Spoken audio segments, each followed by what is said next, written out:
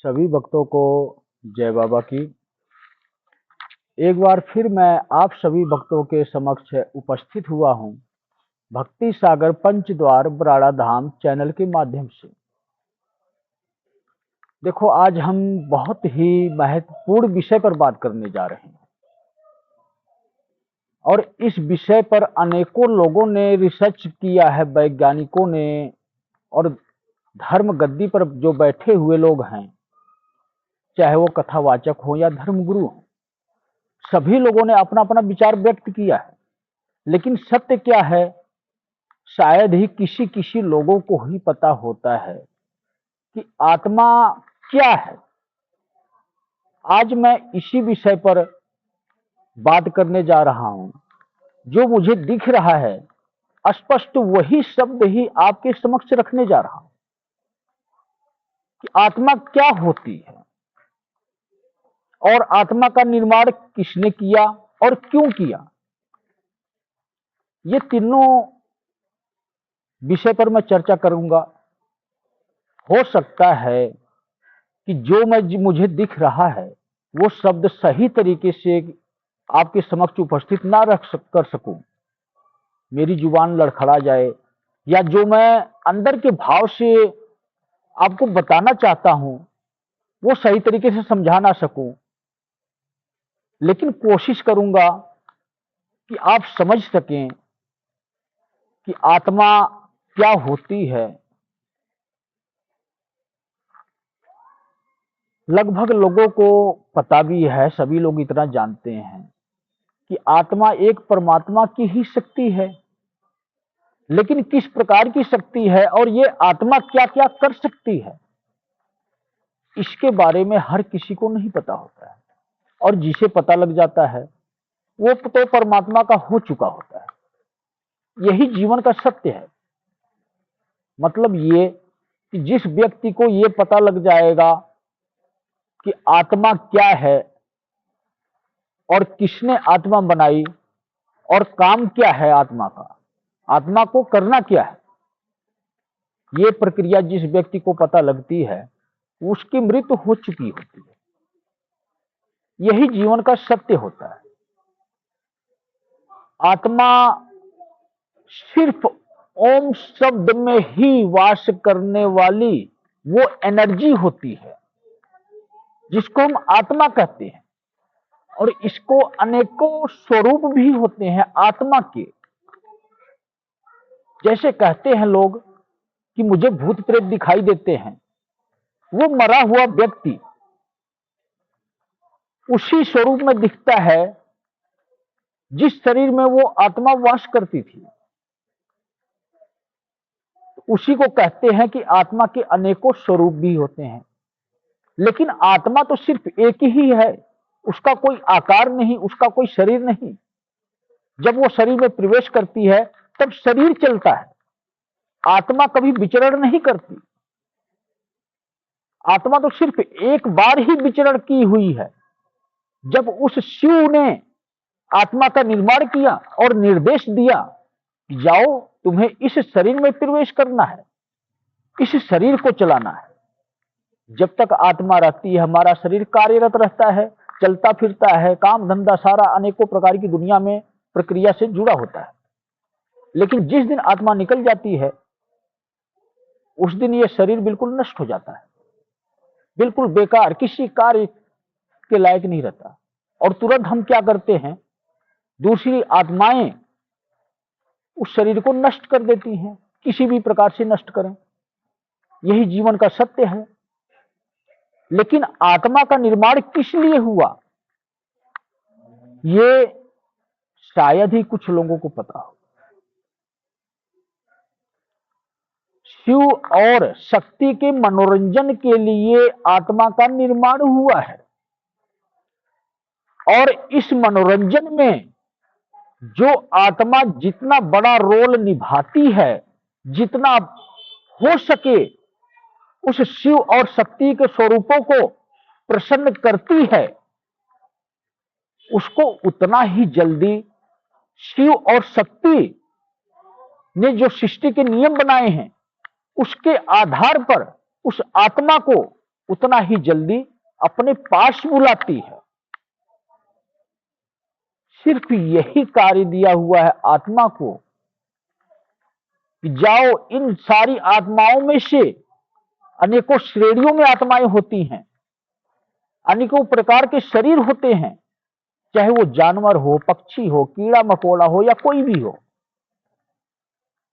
एक नृत्य कर रहे हैं हम उस शिव को, उस शक्ति को लुभाने के लिए, प्रसन्न करने के लिए कि हमें वो अपने अंदर सम्माहित कर सके, हमें अपने करीब बुला सके। और उसी नृत्य को हम भक्ति का नाम देते हैं। नृत्य एक दूसरे व्यक्ति को प्रसन्न करने के लिए होता है। आप लोगों ने देखा होगा कि अपने जीवन में किसी भी विवाह शादी समारोह में लोग नाचते हैं, नृत्य करते हैं। क्यों करते हैं? दूसरों को प्रसन्न करने के लिए, दूसरों को दिखाने के लिए। बिल्कुल उसी प्रकार ही ये आत्मा भक्ति के अनेकों तरीकों बताए हुए हैं। जिसको जिस प्रकार का तरीका अच्छा लगता है, लोग उस प्रकार से भक्ति करते हैं, तपस्या करते हैं, योग करते हैं और ध्यान में लीन होते हैं, समाधि में लीन होते हैं, सिर्फ उसी परमात्मा की शक्ति से मिलने के लिए, उसके करीब जाने के लिए। अब एक आपको मैं बहुत ही बड़ा उदाहरण देने जा रहा हूं। इस आत्मा और परमात्मा की शक्ति के ऊपर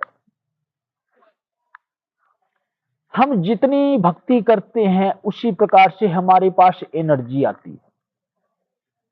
उस शक्ति की मात्रा, क्वांटिटी बढ़ती है हमारी भक्ति करने से, और हम अपने आप को भगवान के बराबर भी साबित करने लगते हैं। क्यों? वो भक्ति की शक्ति होती है तो हम इंसान, हमारे पास कहां से इतना ज्ञान आता है? क्योंकि उस परमात्मा नाम की शक्ति जब आत्मा में फालतू आती है, थोड़ा ज्यादा मात्रा में आती है, तो हमें वो दृश्य दिखते हैं जिसकी हम कामना भी नहीं किए होते हैं। और किसी असाधारण व्यक्ति को बताओ तो वो विश्वास नहीं करता है, अचंभित हो जाता है। अब मेरी इन बातों को हर कोई नहीं समझ पा रहा होगा कि मैं क्या समझाना चाहता हूं। आत्मा परमात्मा सबसे श्रेष्ठ है। परमात्मा, आप इतना तो समझ सकते हो कि दोनों मैच करते हुआ शब्द है। ये आत्मा है, वो परमात्मा है, तो परमात्मा से निकली हुई आत्मा है। ये एक ऐसी निराकार शक्ति है जिसका कोई स्वरूप नहीं होता है। और जब वही आत्मा किसी शरीर में रहकर भक्ति, तपस्या, जब तब कुछ भी करती है ऐसा कार्य, तो वो एक ज्ञानी पुरुष बनने लगता है या एक असंभव कार्य को संभव करने वाला व्यक्ति बनने लगता है। और उसी को हम नाम देते हैं, ये दिव्य पुरुष है। उसी व्यक्ति को ही हम नाम देते हैं कि ये एक दिव्य पुरुष है। जैसे कि देखो, एक मैं आपको बिल्कुल साधारण में समझाना चाहता हूं। जिस प्रकार हमारी बिजली, जिसको हम बिजली कहते हैं, करंट बोलते हैं, करंट या बिजली आपके घर में तो नहीं है, लेकिन सप्लाई आई हुई है। और जैसे हमारा शरीर है, आत्मा चला रही है शरीर को, वैसे ही हमारे घर में बिजली के उपकरण रखे हुए हैं, चाहे वो बल्ब हो या किसी भी प्रकार का इलेक्ट्रॉनिक सामान हो। जैसे हम उसमें बिजली की सप्लाई देते हैं, वो तुरंत चल जाता है। और हो सकता है कि आपके घर में कोई ऐसा भी उपकरण हो जो ज्यादा मात्रा में बिजली मांगता हो, और उसके लिए आप क्या रखते हो? स्टेबलाइजर रखते हो, करंट की क्वांटिटी को बढ़ाने के लिए।